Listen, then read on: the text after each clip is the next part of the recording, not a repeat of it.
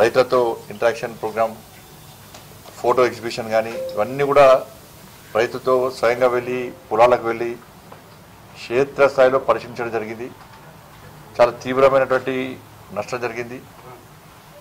కాబట్టి అన్ని విషయాలను వారి నేతృత్వంలో పరిశీలించడం జరిగింది. దాని తర్వాత సచివాలయంలో గౌరవ ముఖ్యమంత్రి గారి సమక్షంలో ఒక సమీక్షా సమావేశం కూడా ఏర్పడడం జరిగింది. దానిలో రాష్ట్ర ప్రభుత్వం కూడా అనేక విజ్ఞప్తులు చేయడం జరిగింది. కాబట్టి అన్ని విషయాలను చూసిన తర్వాత రాష్ట్ర ప్రభుత్వం యొక్క నివేదిక, తర్వాత కేంద్ర ప్రభుత్వం నుంచి కూడా టీం వచ్చి వారి యొక్క నివేదికలను పరిశీలించి నిబంధనల ప్రకారము తప్పకుండా తెలంగాణ రాష్ట్రానికి, ఆంధ్ర రాష్ట్రానికి సహాయం చేసే బాధ్యత కేంద్రం మీద ఉంది. కాబట్టి తప్పకుండా చేయాలని చెప్పి ఆలోచన కేంద్రంలో ఉంది. ఇది రాజకీయ కోర్టుతో చూసినటువంటి సమస్య కాదు. ప్రజల కష్టాల్లో ఇబ్బందులు ఉన్నప్పుడు వారికి బాధ్యతగా నిలబడి వాళ్ళకు భరోసా కల్పించాల్సిన బాధ్యత పాలకుల మీద ఉంటుంది. కాబట్టి నిబంధనలకు అనుగుణంగా ఏ విధంగా మనం సహాయం చేయాల్సిందో కేంద్ర ప్రభుత్వం ఆలోచించి సహాయం చేయడానికి సిద్ధం ఉంది. దురదృష్టం ఏంటంటే గతంలో ఉన్నటువంటి బీఆర్ఎస్ పార్టీ ప్రభుత్వం ఎన్డీఆర్ఎఫ్ నిధులను వాడుకోకపోవడం వలన ఇప్పుడు దాదాపు 1345 కోట్ల రూపాయలు ఆల్రెడీ నిధులున్నాయి. 100% నిధులు వాడుకుంటేనే తిరిగి నిధులు కేంద్ర ప్రభుత్వం కేటాయించే అవకాశం ఉంటుంది. కానీ గత ప్రభుత్వం నిధులు వాడుకోకపోవడం వలన దానికి ఖర్చు చేయడంలో కొంచెం చిన్న చిన్న ఇబ్బందులు వస్తున్నాయి. ఆ విషయాన్ని కూడా తెలంగాణ రాష్ట్ర ప్రభుత్వం మా శివరాజ్ గారి దృష్టికి తీసుకురావడం జరిగింది. శివరాజ్ సింగ్ చౌహాన్ గారు కూడా అన్ని విషయాలు వినడం జరిగింది. తప్పకుండా తెలంగాణ రాష్ట్రానికి సహాయం చేస్తాం, ఈ విషయాన్ని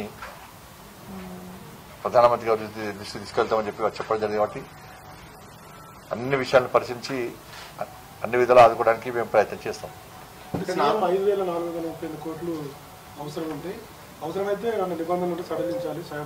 అదే ఈ ఎన్డీఆర్ఎఫ్ విషయంలో సడలించాలని చెప్పన్నారు. రాష్ట్ర ప్రభుత్వ నివేదిక అందింది. కేంద్ర ప్రభుత్వం కూడా ప్రత్యేక టీమ్స్ పంపించి వాళ్ళు కూడా ఇలా రకరకాలు ఉంటాయి. పశువులు ఎండిపోయినాయి, ఇండ్లు ఎండిపోయినాయి, పొలాలు ఎండిపోయినాయి, అన్ని రకరకాలుగా నిబంధనలు ఉంటాయి. కాబట్టి దానికి అనుగుణంగా సెంట్రల్ టీం కూడా వచ్చి వాళ్ళు కూడా ఒక నివేదిక తయారు చేస్తారు. 2 నివేదికలు పరిశీలించి తప్పకుండా సహాయం చేయడానికి కేంద్ర ప్రభుత్వం ముందుకు వస్తుంది, చేస్తాం కూడా. 10 సంవత్సరాల తర్వాత సెక్రటరీకి వెళ్ళారు, డూములు కూలగొడతారు. అట్లా సెక్రటరీ చూస్తే ఏమనిపించింది? డూములు కూలగొడతానది వాస్తవమే.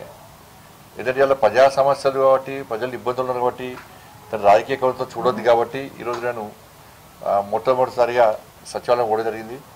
ఇప్పుడు డూములు కూర్చోకుండా ఏం చేస్తారన్నా, 9 అంతస్తుల బిల్డింగ్ 3 అంతస్తులు డూమ్లే కట్టిపోయాడు. 3 అంతస్తులు డూమ్లే. దానిలో సరే అప్పుడు కేసీఆర్ మంచిగా జల్సాగా బతుకుతాడు కాబట్టి పెద్ద రూమ్ కట్టించుకున్నాడు. కానీ దానిలో పనిచేసేటువంటి ఐఏఎస్ ఆఫీసర్లు ఉంటారు, వాళ్ళ రూమ్ చూడండి. దానిలో పనిచేసే సిబ్బందులు కూర్చోడానికి ప్లేస్ లేదు, పుట్టుపడి తిట్టుకుంటారు. వాళ్ళు పొద్దున్న లేచి ఆ తమ్మిట్లో పెట్టిన వెంటనే కేసీఆర్ గారు తిట్టుకొని పోతారు, లేవు లోడుకోరు. వాళ్ళు ఆ ప్లేస్ అనేది దానిలో 9 అంతస్తులకు 3 అంతస్తులు డూమ్లు ఎవరన్నా మెడకాయ మీద తలిగా ఆయన భాషలనే మెడకాయ మీద తలికాయ ఉన్న వాళ్ళు 3 డూమ్ల కోసం 3 ఫ్లోర్లు కడతారు. 3 ఫ్లోర్లు వాడుకుంటారా? దాన్ని కూర్చోకుండా ఏం చేస్తారు, పక్క కూర్చోరు, బరాబరు కూర్చేస్తారు. దాన్ని మా ప్రభుత్వం వచ్చే వెంటనే పక్క కూర్చేస్తారు. దాన్ని ఏ విధంగా చేయాలో ఆ విధంగా చేస్తాం. ప్రజలందరూ హర్షించే విధంగా చేస్తాం. డూమ్లో మాత్రం పక్క కూర్చేస్తాం బరాబర్. దాన్ని ఆ మాట కట్టుబడి ఉన్నాం మేము. దాని సండర్ గెలిపెట్టిన వాటి ఆ సండర్ పెట్టిన దానికి స్టార్ట్ చేయాలట. పోనీ కట్టుకోవడం అంటే రాను కూడా రాలేదు. దానికి కేంద్ర మంత్రి విలువలే కలిసిండి ఎప్పుడైనా. కేంద్రం ఇచ్చే నిధులను వాడుకునే దమ్ము లేదా, తెలివి లేదా నాకు. కేంద్రం ఇచ్చే నిధులు వాడుకోలే. ఈ మ్యాచింగ్ గ్రాంట్ ఇవ్వడం వల్ల 1,000 కోట్ల రూపాయలు వాపసు పోయినాయి కేసీఆర్ ప్రభుత్వంలో. ఇలా బతుకుగట్లే పరిస్థితి. మళ్ళీ గతంలో లాగానే మళ్ళీ కేసీఆర్ కొత్త యాగాలు చేస్తున్నారు. ఏం యాగలే, నవగ్రహ యాగం, దశగ్రహ యాగం చేయాలి. ఈయననే దశగ్రహం, ఇంకో గ్రహం ఈయనదేనే. ఆ గ్రహాలను అనుకుంటున్నాయట, మేము పూజ చేసుకుంటామా అనుకుంటున్నాయట. ఏమవసరం చెప్పే, నువ్వు ముఖ్యమంత్రి అవుతావి, నీ పూజలు ఏమవసరం? ఏదో చూసినా రీఎంట్రీ అట. తెలంగాణ రాష్ట్ర ప్రజలు నీకు నో ఎంట్రీ బోర్డు పెట్టి రాలేడు. పొలిటికల్గా నో ఎంట్రీ బోర్డు పెట్టి వాళ్ళ రీఎంట్రీ ఎక్కడ నీకు ఇంకా ఇప్పుడు నువ్వు ముఖ్యమంత్రి అవుతావి, నీ కొడుకుని మంత్రి చేస్తేవి, నీ బిడ్డని ఎంపీ చేస్తేవి, ఎమ్మెల్సీ చేస్తేవి, అల్లుడిని మంత్రి చేస్తేవి, ఇంకైనా సంతోష్రావు గారు ఆయన నువ్వు రాజ్యసభ ఎంపీ చేస్తేవి, ఇంకేం కావాలి? ఇక నువ్వే బతకాలి అని కుటుంబమే పొట్టుబడి సంపాదించుకోవాలి. ఏసీగా ఏదో ఒడ్డుబడ్డ చేపట్ల కదా గిలగిలా కొట్టుకుంటాడు, బయటకు వెళ్తున్నాడు.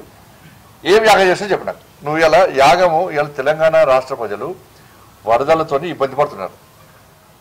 అతి భారీ వర్షాలు పడడం వలన కొన్ని ప్రాంతాల్లో ఆస్తులు వేనాయి, బ్రిడ్జులు కూలినాయి, పొలాలు వేనాయి, పోల్స్ వేనాయి, రైల్వే ట్రాక్లు వేనాయి, మొత్తం ఎక్కడికెక్కడ కూలిపోయినాయి. నువ్వు నీ యాగం చేసేటప్పుడు దీని నుంచి ప్రజలను కాపాడాలి, ప్రజలు సుఖ సంతోషాలతో ఉండాలి, ఈ కష్టాల బారి నుంచి బయటికి రావాలి, ఇటువంటి ఇబ్బందులు రావద్దని పూజ చేసినావా? అది గంట మంచి ఆలోచన నీకు వస్తాయి. మళ్ళీ నేను వెంటనే ప్రభుత్వం ఈ పోవాలి, వాడు వాళ్ళు, వీళ్ళు వాళ్ళు, వాళ్ళ నేను ముఖ్యమంత్రి వెంటనే రావాలి, నా కొడుకు మంత్రి చేయాలి, లేకుంటే కొంచెం ఎగ్జామ్షన్ కొంచెం ఇచ్చి నా కొడుకుని ముఖ్యమంత్రి చేయాలని కోరుకున్నాం కావచ్చు, రెండు బిడ్డ వచ్చిందని బిడ్డను ముఖ్యమంత్రి చేయాలని కోరుకున్నాం కావచ్చు. అంతే. నువ్వు చేసే పూజలు గివే, అన్ని గివే దరిద్రపోయాయి, అన్ని గివే దరిద్రపు ఆలోచనలు. ఎవరికి ఏం కనీసం ఎవరికి ఒక పైసా మందం లాభం జరగని దరిద్రపు ఆలోచనలు వచ్చినట్టనే ఆయనకేస్తాయి. కానీ ఎందుకు చేసిన పూజలు? నవగ్రహాలు తెలంగాణలో దశగ్రహాలు ఉండే, ఓ గ్రహం వీకింది, కానీ మళ్ళీ సడేసిన పూజలు ఇక మళ్ళీ నమ్మిస్తాడు అందరినీ. ఇక మళ్ళీ అది ఉందో మళ్ళీ నాకు మళ్ళీ ఇప్పుడు ఏమొచ్చిందంటే ఎమ్మెల్యేలు అందరూ అటు ఇటు దిక్కుతారు కదా, కొంతమంది పూజలు చేస్తారట, వాళ్ళు ఇచ్చినవి బోకే ముట్టద్దట, వాళ్ళు ఇచ్చిన భోజనం పెడితే అటే మొత్తం వాళ్ళు ఏం చెప్తా తింటారట. అయితే ఎమ్మెల్యేలు అటు ఇటు దిక్కుతురా కొంతమంది పోకుండా ఎమ్మెల్యేలు ఈయన చెప్పిన దానికే వినాలే, నేను చెప్పిన మాటను నన్ను ఇచ్చిపెట్టి పోవద్దని గిట్ట పూజలు చేస్తున్నావు. అది కూడా అవచ్చు. ఇది తెల్లారైతే టెన్షన్ ఎవరికి? వశీకరణ పూజ అవచ్చు. తెల్లారైతే టెన్షన్ ఏమున్నది? ఆ గంప కింద అమ్మింటి రోజు కూడా వీక్తాడు. ఈ మధ్య వదలేరు, ఎందుకంటే బీఆర్ఎస్ కాంగ్రెస్ ఒకటే కదా. ఈ కాంగ్రెస్ పార్టీలో బీఆర్ఎస్ విలీనం అవుతుందని చెప్పి వాళ్ళు ఎమ్మెల్యేలు అనుకుంటారు కాబట్టి ఇక గంప కింద అట్లా ఉండదు, పోతలేరు. కాబట్టి ఎమ్మెల్యేలు నేను చెప్పినట్టు వినాలి, నన్ను ఇచ్చిపెట్టి పోవద్దని ఇట్లా పూజలు చేస్తుండవచ్చు, అట్లా ఉండవచ్చు. అంత వేరే ఏం ఈ అన్న మంచి గురించి పూజలు చేసేటువంటి ఆలోచన ఆయనకు ఉన్నది. అట్లయితే కేసీఆర్ కాదు ఆయన, అట్లా నిజంగా చేస్తే కేసీఆర్ కాదు ఆయన. ధన్యవాదాలు.